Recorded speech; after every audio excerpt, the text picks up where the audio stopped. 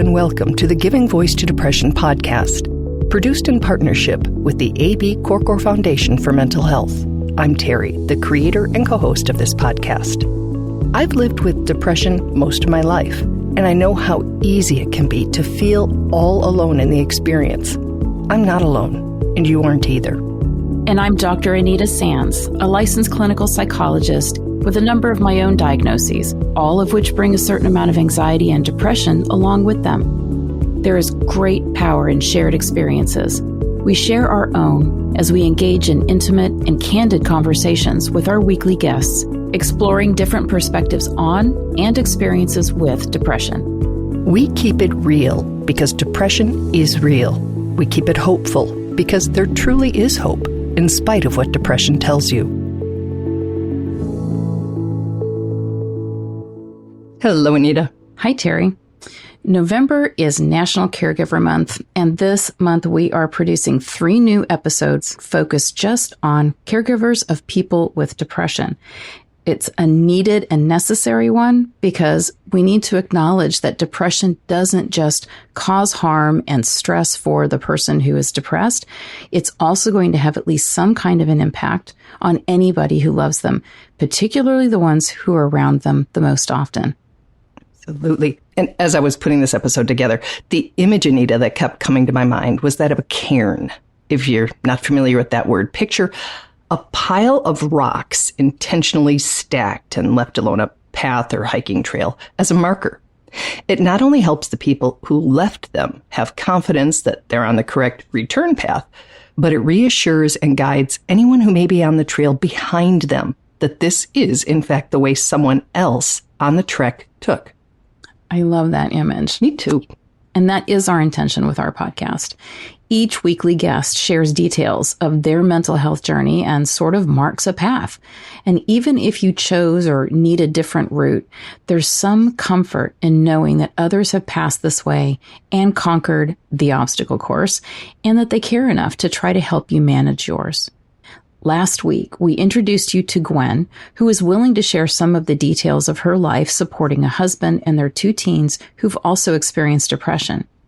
She was answering questions from another wife and mother who is struggling, lonely, and looking to tap into the wisdom of someone who has found ways to both care for a hurting partner and create a manageable life together for their family. Last week, Gwen addressed some of the specific questions and challenges that Margaret had asked support for. Today, she shares some of the strategies and practices that help her family and home function, in spite of the mental health challenges also under the roof. So here again is Gwen, giving her voice to depression.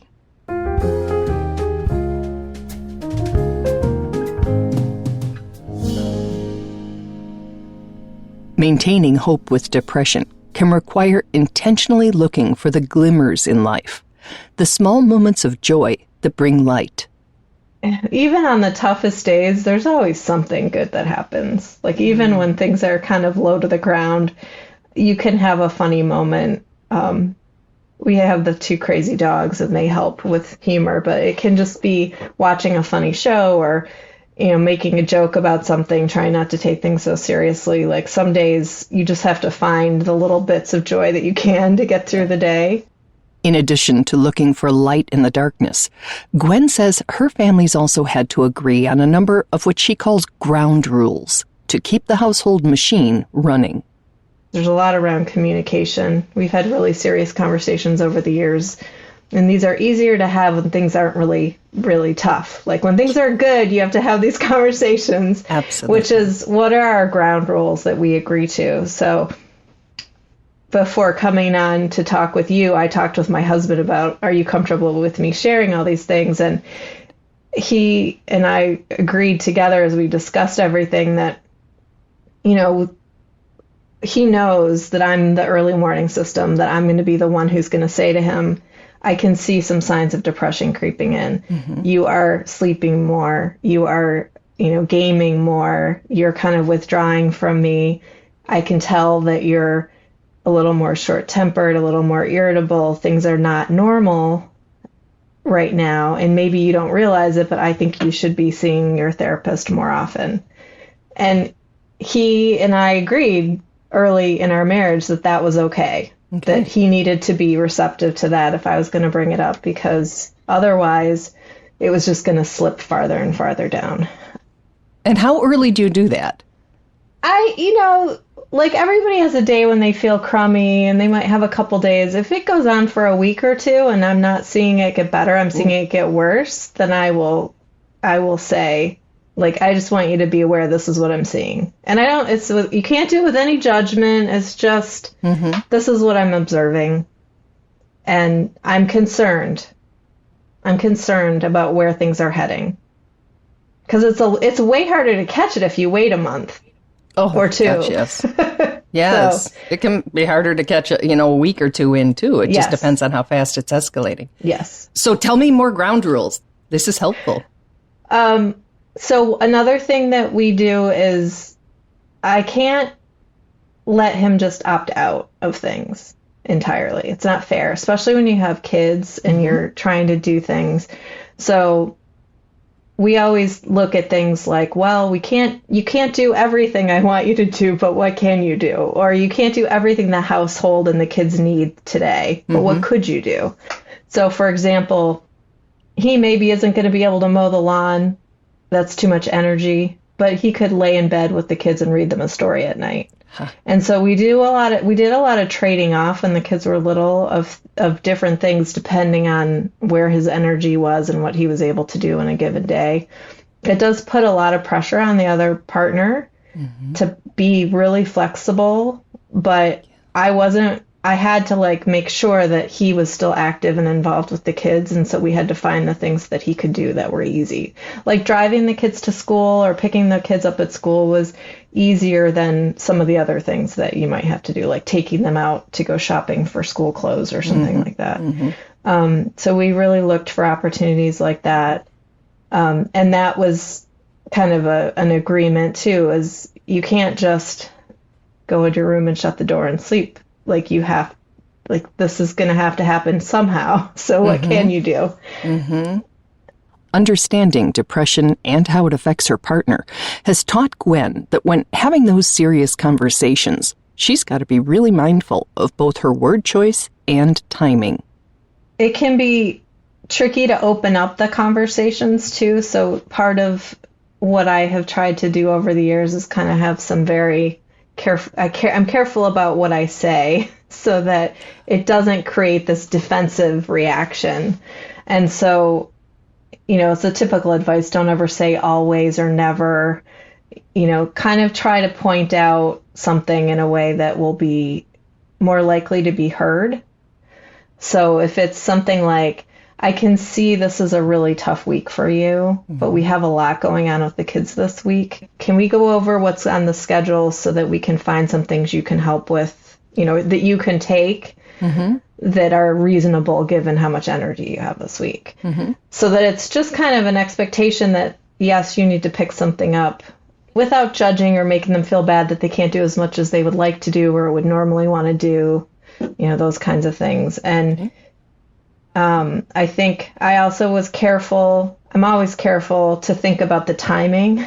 So my husband is not a morning person. I am a morning person. So by the time he gets up, especially when he's feeling more depressed, he'll come out into the kitchen and I'll have already had 3 cups of coffee and be ready to just go into the whole day. Like, here's what we're going to do. And this is, are you ready? And do you remember that I need you to do this? So I've learned to wait a couple hours into the day or to do it like in the evening around dinner time or whenever or if we go take the dogs for a walk or we're in the car driving somewhere or something that doesn't feel so like I'm shining a bright spotlight in his eyes and saying, what are you doing for me today? Right. So I think that's been helpful. Also helpful is a practice of doing small acts of kindness for each other every day with the intention of reinforcing the connection that we all know depression can erode. They're just little things that we've agreed are part of our kind of commitment to each other so that on the days when you feel like you want to kill them because you're so frustrated, that you have like a little niceness, a little, kindness in the day, a little, it doesn't have to be romance, but it can be like pouring someone a cup of coffee, or it can be meeting them at the door when they come home, or it can be just, my husband will, when we're sitting on the couch watching TV at night, he'll rub my shoulders because I get tense from sitting at the computer all day. And those are things that I have made an effort to say thank you for and make sure he knows I appreciate, so that we have a little bit of connection even on the times where I'm feeling really frustrated, because it can be really hard to find the love on those days. Yes, and I would think it's almost like a secret language. It's like I can't be there in all the ways I would like to be or that you would like me to be, but I can do this just like a secret handshake almost to remind you that even now I still love you, even though I can't show it. That would be a comfort. Yeah, exactly. I like that. So we have little things that we do that are like that we have talked about, that are kind of part of how we stay connected on those days when it's tougher. But it can, you can feel very alone. And sometimes when a partner is really in it, you are alone, literally. But that doesn't mean yours or the rest of the family's activities have to stop. Another ground rule: make sure they don't have to. Early on, we realized that there were just going to be things I was going to do without him, and he needed to be okay with that. Because I couldn't always stay home because he wasn't up for something. So I would often go to things by myself or take the kids without him to things that in a perfect day he would have enjoyed going to, and he felt badly that he missed some of those things. But we agreed together, that was another ground rule, that we couldn't let his depression keep the whole family from enjoying life, that we needed to make sure that we had those experiences. It was hard sometimes to have them without him, but it was better than us all staying home and kind of missing out. And how would you explain that to the kids? You say, Dad just can't today, or is there some language that you all understand? I mean, with your kids also experiencing depression, I assume they're maybe a little more understanding than somebody who doesn't. Yeah, when they were little, it was before that had happened. So I think they questioned it, and so did our friends and family question it. So I think it would depend on kind of the age of the kids and the people that we were seeing and how close in they were. So I think for some people it was just, he's not feeling great today, so he's not going to be able to make it. That was all I would say. Right. To the kids, I might say, he wishes he could be with us today, but he's really not feeling well, so I think it's better if he stays home this time, and he can hopefully come with us next time. Yes. For people who knew more about what was going on, I could just say, that he struggles with depression. This is a particularly tough week for him, or month, or day, or whatever. And he's not, going to be able to make it. But the other thing that I would often do is circle around and really reinforce with those friends, like, thank you so much for inviting us. Please keep inviting us. Just because we say no a lot, please don't think that we don't want to be with you, and, continue to include us, because we will make it whenever we can. And that is a tough thing, because people will start to just cut you out if you don't show up. And so that was something that I realized pretty early on, like, we better be really vocal about this so people understand it's not that we're just blowing you off. It's that we really have something serious going on here, and don't stop asking us. Yep. I want to be asked, but I'm not coming. Yes. Yes. We wish we could be there every single time, but please keep asking.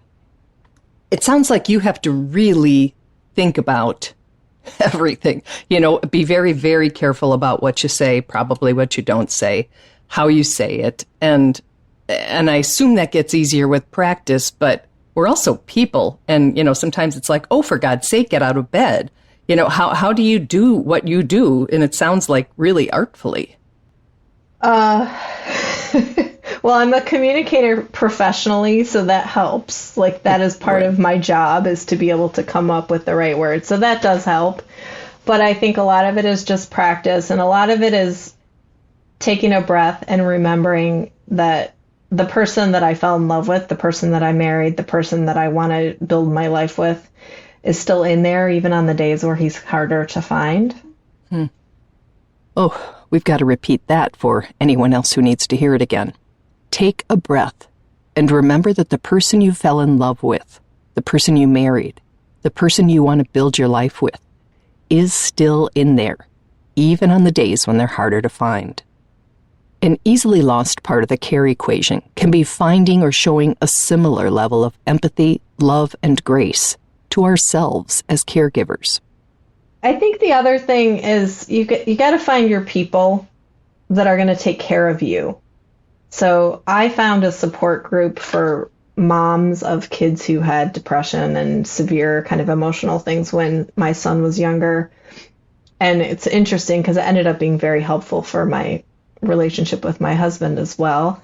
And the first night we all got together, the woman who hosted it and brought us all together made tea for all of us and put it in these beautiful little china cups, and she had little cookies, and she just like poured the tea for us all. And I think people, especially moms who have a depressed husband, just don't get taken care of very much, and it's really hard. And so not everybody has money to go to a spa or get their nails done or things like that, but if you can find people who kind of buoy you, make you feel better, take care of you, are kind to you and generous.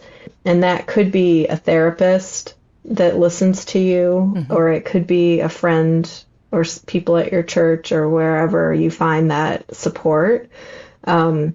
I have 2 close friends I walk with every Thursday morning, and like that hour in the morning before I go to work is one of the best hours of my week, because it's just about us feeling good and being together, and we don't tend to talk about heavy things. We tend to talk about books where we wish we could read or shows we're watching or whatever. I think finding that support somewhere is really, really important, and it's okay to leave the husband to deal with things, to go and be with the people that lift you up and keep you standing so you can keep the family going. Like, that's another thing that we've kind of come to. Like, tonight I'm going out to dinner with some girlfriends, and like, they might eat cereal for dinner. Like, it doesn't really matter. Like, it's just the reality of that's something that you have to prioritize more than most people, because you're not necessarily getting as much support at home, and you're probably running on empty most of the time. So it's just it's so important. And it's not just like, oh, I'm going to go have a fun social night. It's like you're filling up your bank. And there's an aspect of having to be honest about what is happening in order for them to be able to buoy you up. It's, if we're pretending everything's fine, they don't have that opportunity. And I understand stigma, and I understand you don't want to get heavy all the time. But I mean, it'd be nice to be able to say, when someone says, how are you doing? Say, it just sucks right now. It's so hard. I'm just hurting. I'm sad. I am empty. And have somebody just give you a hug and, give you whatever, 2, 3, 5, 10 minutes to just get it out. And then say, yes. Okay, now let's not talk about this, because I prefer a little bit of time where my mind isn't focused on it. But that doesn't happen unless we make it happen, because nobody's really going to ask, because nobody wants to hear anything other than fine most of the time, except your therapist. Yeah, I have a very short list of trusted friends where that is exactly how it works. And we all can kind of share those things with each other and be supported. Good. And you kind of find over time that you weed out the people that are judgy and that you feel like you can't be open with. So, because it's just, life is short. Like, if you're dealing with the kind of life that we're talking about here, you don't have friends just to have friends or just to be out in certain social circles or whatever. You kind of find your core people and you stick with them. In addition to hopefully finding our core people, it can also be really helpful to be aware of and access available resources. I would love to point people to the resources that Families for Depression Awareness offers to caregivers. Mm-hmm. So their website is familyaware.org, and they have lots of educational information about depression and, in particular, how to care for others in your lives, loved ones that have depression. And then I also think, just finding some support, whether you join a babysitting co-op and you can have somebody take your kids sometimes for you, like getting creative to find ways to have time to yourself or to have time where you're alone with your spouse so that you're not always in it's like combat mode is what it feels like sometimes. Like you're just trying to get through the day, but to try to create some space where you can just hang out and maybe you just lay on the couch and watch a movie, but that you're spending some time together where it's not so loaded and charged with what they're not doing or what they're not able to do, but you can just have fun at face value for what you're doing together in that moment. But you kind of have to have a place you need someone to take your kids off your hands every once in a while. And if you can't afford a babysitter, you might have to get creative. But I definitely encourage people to spend time together doing whatever they're able to do at that time. Like it can be super simple, but just to bond and spend time together. And likewise with your kids, to do some things that are fun and instead of feeling like you're always on the hamster wheel of stuff you have to get done. And it's okay to have a messy house and to not eat, fancy dinners and to not go to every parent activity at school and to just let all that go because your family is just not in a place where they can do all of the things. You have to pick the things that you really care about and not try to do everything.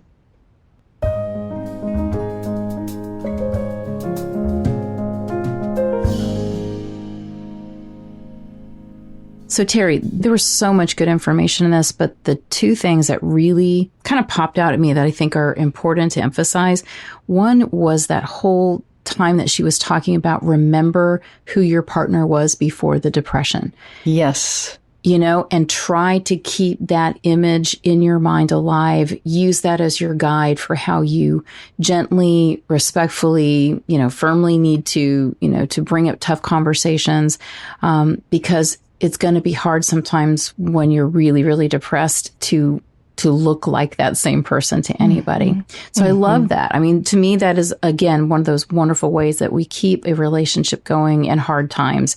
No matter how you're being, your partner's being, is go back to when they were at their, at their best. And not only that person you love and chose to be with and choose to be with is in there, but that they're not choosing to feel and behave the way they do. I mean, I understand that we have some choices in how we react to the depression, but having it usually is not our choice. And so I really like both of those things being just brought up because, as you say, it's hard to remember that. You're like, oh my gosh, stop it, or start it, whatever you might be needing. But yeah, it was beautiful. And it's nice to hear someone speak lovingly of a partner with depression because it's easy to speak with frustration. Yes. That's why I really love that suggestion. And the other thing that I think really stood out for me was when she said, you really have to find your core people, the people that you don't have to pretend around, that you can be honest with, that when you need that support or that understanding that you can't do certain things or you need to modify expectations, that they somehow don't then just desert you. And it does take time to find those people who, will kind of stick with you through, good times and bad times. But I think that that's essential, that you don't isolate yourself from the support of other people. You don't try to keep a facade up that everything is fine, that you can be honest, at least, again, with that core group of people about what's really happening and what you need in terms of support. You may find it easier to find people who understand if they're also living with some sort of a mental health challenge or someone who is, because maybe you can't really understand it. Maybe, it can't be judgmental and go, you don't understand, because how could they? They're not experiencing it. And the friends in my world, who I can say when they ask, how are you? Who I don't say fine or just tired to, and I'm like, wow, I don't know what's going on right now, and I hope that I'm not getting, if I get any closer to the slippery part, I'm going to have to do something. I can't say that to most of the people in my life. So it may help to find other people, and that might be online, and that might be in a support group, or that might be, in a therapist's office or a group therapy situation. But it might be easier to get that support from somebody who has lived it. And now that we have Gwen willing to share this experience, and it will be, on the podcast forever, that might be something that you could link to, in a text or an email to a friend to say, thank you for being part of my core group. Oh, I like that. And let them listen to it, which again would give somebody an even better understanding of how, what a person is going through if they're managing depression in their household, as well as how to be supportive. So I think, again, the more information that we get out to others about this is really what it's like, and this is what I really need when it's like this, I think people could step up and do a better and better job of supporting those people. That's a great idea. We will link that way. And we will also link, good segue, Anita, to resources available online from really good organizations like Families for Depression Awareness, Mental Health America, Anxiety and Depression Association of America. And they have specific links to support for caregivers, or that's the function and the focus of their organization. So there are resources out there, and we encourage you to access them because, as you heard in the first of these 3 episodes with Margaret, it is isolating and hard, and it can really put you in a bad place yourself, caring deeply for somebody with depression. And then both of you are in pretty bad places, and it's really hard to do something constructive and healthy from that depleted space. Yeah, anything we can do to support caregivers so that they take good care of themselves while they're also trying to take care of others, and that we just do the best job we can if we know someone in that situation to support them while they're dealing with it. That's what we're working for. All right. So thank you to Margaret for her initial outreach. And thank you to Gwen for coming to us and to her with some answers and suggestions and advice and things that have worked for you, because that's how we learn.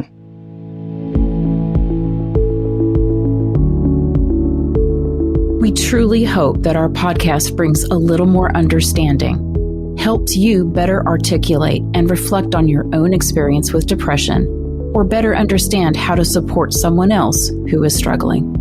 If this episode has been of comfort or value to you, know that there are hundreds of others like it in our archive, which you can easily find at our website, givingvoicetodepression.com. And remember, if you're struggling, speak up, even if it's hard. If someone else is struggling, take the time to listen.